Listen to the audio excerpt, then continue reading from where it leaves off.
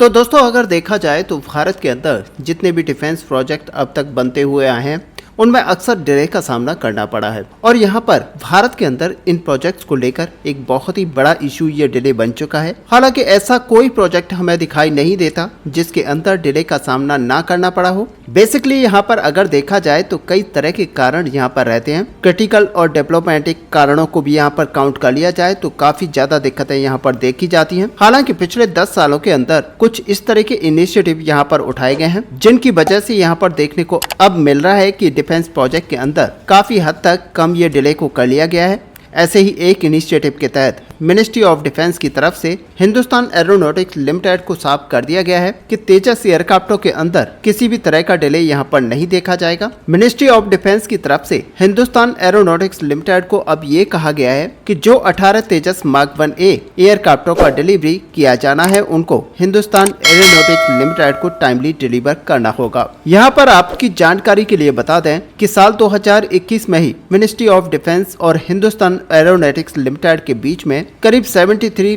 तेजस mark 1A और 10 तेजस trainer एयरक्राफ्टों को खरीदने को लेकर डील की गई थी। और आपको बता दें कि इस डील के अंतर्गत पहला जो बैच है वो यहाँ पर 18 एयरक्राफ्टों का है और उसको डिलीवरी यहाँ पर किया जाना है। और वहीं हाल ही में इन एयरक्राफ्टों की डिलीवरी को लेकर हिंदुस्तान एरोनॉटिक्स लिमिटेड और मिनिस्ट्री ऑफ डिफेंस की तरफ से एक मीटिंग को ऑर्गेनाइज कराया गया, जिसमें अब रिपोर्ट्स के अंदर ये दावा किया जा रहा है कि इस मीटिंग के दौरान मिनिस्ट्री ऑफ डिफेंस की तरफ से हिंदुस्तान एरोनॉटिक्स लिमिटेड को पहले बैच के 18 एयरक्राफ्टों की डिलीवरी को टाइमली डिलीवर करने को लेकर बातों को कहा गया है। और यहाँ पर बताया गया है कि हिंदुस्तान एरोनॉटिक्स लिमिटेड को साल 2025 के पहले क्वार्टर से पहले इन 18 एयरक्राफ्टों को डिलीवर किया जाएगा। अब दोस्तों आपकी जानकारी के लिए बता दें कि ऑलरेडी जो तेजस एयरक्राफ्टों का प्रोजेक्ट है वो 3 दशक तक लटका रहा और साल 2016 में आखिरकार पहला एयरक्राफ्ट भारत को मिला था। हालांकि अब जो नए एयरक्राफ्टों को इंडियन एयरफोर्स के द्वारा हासिल किया जाना है वो संपूर्ण रूप से अलग एयरक्राफ्ट है और इनमें काफी हद तक मॉडिफिकेशन कर लिए गए हैं। और दोस्तों इन एयरक्राफ्टों को डिलीवरी में भी ऑलरेडी डिले हो चुका है और शर्तों के मुताबिक यानी कि डील के कॉन्ट्रैक्ट के मुताबिक जहां पर फरवरी 2024 तक पहले एयरक्राफ्ट को यहां पर डिलीवरी किया जाना था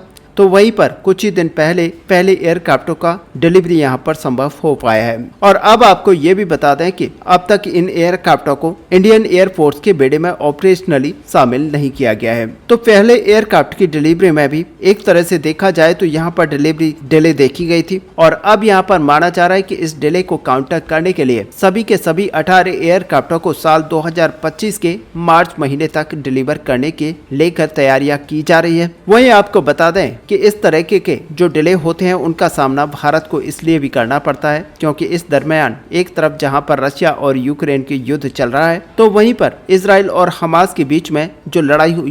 लड़ाई शुरू हो चुकी है। और ऐसे में आपको बता दें कि तेजस एयरक्राफ्ट के अंदर कुछ ऐसे कंपोनेंट्स को लगाया जाता है जो कि भारत के द्वारा रशिया और इजराइल से इंपोर्ट किए जाते हैं। यहाँ पर कुछ रिपोर्ट्स के मुताबिक इन एयरक्राफ्टों के इशू के कारण ही पहला तेजस मार्क 1A एयरक्राफ्ट की जो डिलीवरी है वहाँ पर थोड़ा सा डिले देखा गया था। वहीं पर तेजस एयरक्राफ्टों के भविष्य में डिले को लेकर किसी भी तरह का यहाँ पर डिले ना देखा जाए वो हिंदुस्तान एरोनॉटिक्स लिमिटेड की तरफ से ऑलरेडी इन एयरक्राफ्टों के कई सारे पार्ट्स को धीरे धीरे इंडिजिनस किया जा रहा है। और पहले जब इन एयरक्राफ्टों को तैयार किया गया था उसके मुकाबले इन एयरक्राफ्टों में अधिक इंडिजिनियस कंपोनेंट लगे हुए हैं। तो वहीं पर आपको बता दें कि इन एयरक्राफ्टों के रिक्वायरमेंट को देखते हुए मिनिस्ट्री ऑफ डिफेंस की तरफ से ये साफ कर दिया गया है कि हिंदुस्तान एरोनॉटिक्स लिमिटेड को अब केवल टाइमली ही एयरक्राफ्टों को डिलीवरी करना होगा। और सबसे बड़ी बात यह है कि अब मिनिस्ट्री ऑफ डिफेंस की तरफ से ये भी बताया गया है कि अब और भी ज्यादा रैंप अप इस डिलीवरी को करना है और किसी भी हद तक जाते हुए हिंदुस्तान एरोनॉटिक्स लिमिटेड को यहाँ पर जो मैन्युफैक्चरिंग की क्वांटिटी है वो यहाँ पर बढ़ानी पड़ेगी। और अब दोस्तों यहाँ पर कुछ अपडेट्स निकल कर आ रहे हैं कि हिंदुस्तान एरोनॉटिक्स लिमिटेड की तरफ से भी इस पूरे प्रोग्राम को रैंप अप करने के लिए अपने काम को स्टार्ट कर दिया गया है। और आपको बता दें कि पिछले साल ही हिंदुस्तान एरोनॉटिक्स लिमिटेड की तरफ से तेजस एयरक्राफ्टों को मैन्युफैक्चरिंग करने के लेकर एक और फैसिलिटी को यहाँ पर तैयार किया गया था जो कि नासिक में होगा और इस फैसिलिटी में करीब सालाना 8 एयरक्राफ्टों को बनाकर तैयार किया जाएगा। अब रिपोर्ट्स के अंदर दावा ये भी किया जा रहा है कि इस साल के अंत से पहले शायद इस फैसिलिटी को फंक्शनल कर लिया जाएगा और अगले साल यानी कि 2025 से यहाँ पर हर साल इन एयरक्राफ्टों का रोल आउट करना स्टार्ट कर दिया जाएगा। फिलहाल दोस्तों हिंदुस्तान एरोनॉटिक्स लिमिटेड के पास करीब 16 एयरक्राफ्टों की दर से हर साल बनाने की क्षमता मौजूद है और साथ ही यहाँ पर हिंदुस्तान एरोनॉटिक्स लिमिटेड अपनी फैसिलिटी को इम्प्रूव करते हुए करीब सालाना 24 एयरक्राफ्टों को बनाकर तैयार करेगी। और ऐसे में आपको पता ही है कि एडिशनल 97 एयरक्राफ्टों का जो ऑर्डर है बहुत ही जल्द वायुसेना की तरफ से यहाँ पर दिया जा रहा है और माना जा रहा है कि इस प्रोडक्शन रेट को कम से कम सालाना 30 या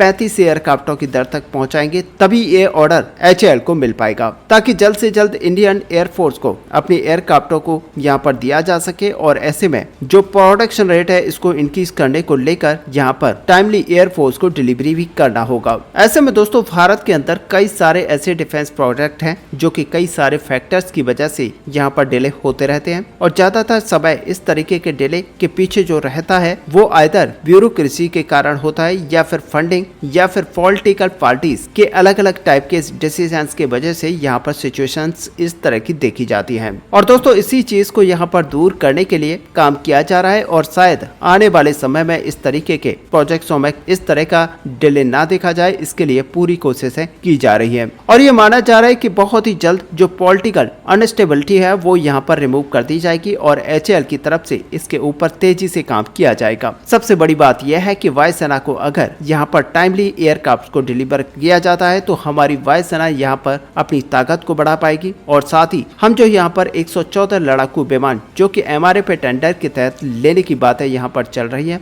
उसको भी साइड कर सकते हैं। लेकिन दोस्तों यहाँ पर देखना यह होगा कि HAL आखिरकार 2026 से किस तरह से अपनी प्रोडक्शन फैसिलिटी को बढ़ाती है और साथ ही इसके अंदर जो प्रोडक्शन है वो भी बढ़ाया जाता है, क्योंकि अगर साल 2026 से 24 एयरक्राफ्ट पर ईयर के हिसाब से यहाँ पर बनकर तैयार होते हैं और वायुसेना के अंदर इंडक्ट कराए जाते हैं तो आप मानकर चलिए कि बहुत ही जल्द वायुसेना के अंदर जो लड़ाकू विमानों की कमी चल रही है उसको पूरा किया जा सकता है, क्योंकि अभी आने वाले सालों में हम कई सारे ऐसे एयरक्राफ्ट वायुसेना की बेड़े से निकालने वाले हैं जो कि यहाँ पर रिटायर किए जाएंगे और इसी के चलते आज ज्यादा संख्या में भारतीय वायुसेना को लड़ाकू विमानों की जरूरत है। और साथ ही दोस्तों आपको बता दें कि इंडियन एयरफोर्स की तरफ से भी अब इन सारी रिक्वायरमेंट को पूरा कर लिया गया है और तेजस MK-1A पहले फाइटर जेट्स को अपने बेड़े में शामिल करने के लिए पूरी तरह से कमर कस ली गई है और जो भी रिक्वायरमेंट इसके लिए होती है वो यहाँ पर कंप्लीट कर ली गई है। अब ये तो आपको पता ही है कि पहला तेजस MK-1A फाइटर जेट यहाँ पर वायुसेना को हैंडओवर किया जा चुका है, लेकिन इस डिलीवरी में डिले होने के बाद अब रिपोर्ट्स के अंदर ये दावा किया जा रहा है कि इंडियन एयरफोर्स को आने वाले कुछ ही समय के अंदर अपना पहला एयरक्राफ्ट का अपग्रेडेड वर्जन यहाँ पर मिल जाएगा। हिंदुस्तान एरोनॉटिक्स लिमिटेड की तरफ से मीडिया को ये कंफर्म किया गया है कि जून महीने में आखिरकार इंडियन एयरफोर्स को पहला बैच एयरक्राफ्ट मिल जाएगा। अब आप एक तरीके से ये भी कह सकते हैं कि मार्च महीने में इन एयरक्राफ्टों को ऑलरेडी दुनिया के सामने लाया गया था और मार्च 2024 में हिंदुस्तान एरोनॉटिक्स लिमिटेड की तरफ से मीडियम फ्लाइट को अंजाम दिया गया था। लेकिन दोस्तों तब तक ऑफिशियली इंडियन एयरफोर्स के हाथ में इन एयरक्राफ्टों को सौंपा नहीं गया था। अब बताया ये जा रहा है कि आखिरकार कुछ महीने के इंतजार के बाद में इंडियन एयरफोर्स को इतना लॉन्ग वेट कराने के बाद में ये एयरक्राफ्टों का डिलीवरी कर दिया जाएगा। वही आशा ये भी किया जा रहा है कि हिंदुस्तान एरोनॉटिक्स लिमिटेड के द्वारा शायद इंडियन एयरफोर्स को 2 तेजस मार्क 1A एयरक्राफ्टों का डिलीवरी किया जाए और ये दोनों ही एयरक्राफ्टों के जरिए हिंदुस्तान एरोनॉटिक्स लिमिटेड के द्वारा मार्क 1A एयरक्राफ्टों को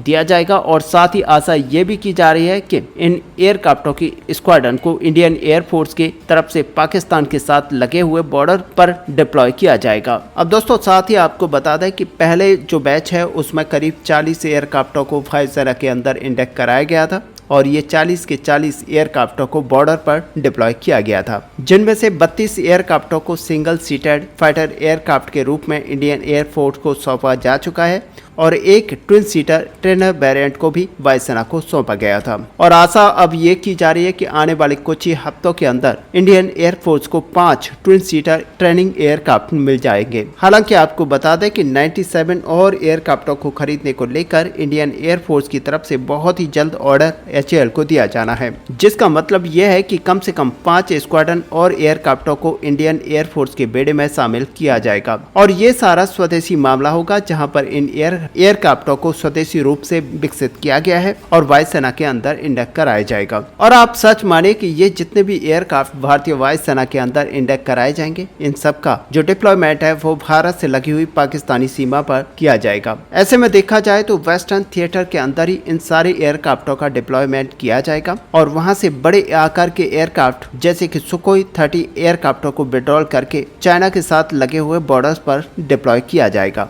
लेकिन दोस्तों, अब भारत को तेजस एयरक्राफ्टों को लेकर चाहे जितना भी डिले का सामना करना पड़ा हो, लेकिन इन एयरक्राफ्टों की जो महत्व है वो इंडियन एयरफोर्स के लिए बहुत ही ज्यादा है, क्योंकि ये एक ऐसे स्वदेशी एयरक्राफ्ट हैं जो कि केवल स्वदेशी ही नहीं बल्कि टेक्नोलॉजिकली बहुत ही ज्यादा सुपेरियर हैं और इनको हल्के वजन के एयरक्राफ्टों मामले में बहुत ही ज्यादा मोस्ट एडवांस रूप में देखा जा रहा है और ये इंडियन एयरफोर्स की कई सारी आवश्यकताओं को यहाँ पर पूरा करेंगे। ऐसे में दोस्तों, इस पूरे टॉपिक को लेकर आपका यहाँ पर क्या व्यू है, आप अपना व्यू हमें कमेंट पर लिखकर जरूर बताएं। साथ ही अगर वीडियो आपको अच्छी लगे हो तो लाइक और शेयर करना ना भूलें। मिलते हैं नेक्स्ट वीडियो में, तब तक के लिए जय हिंद जय भारत।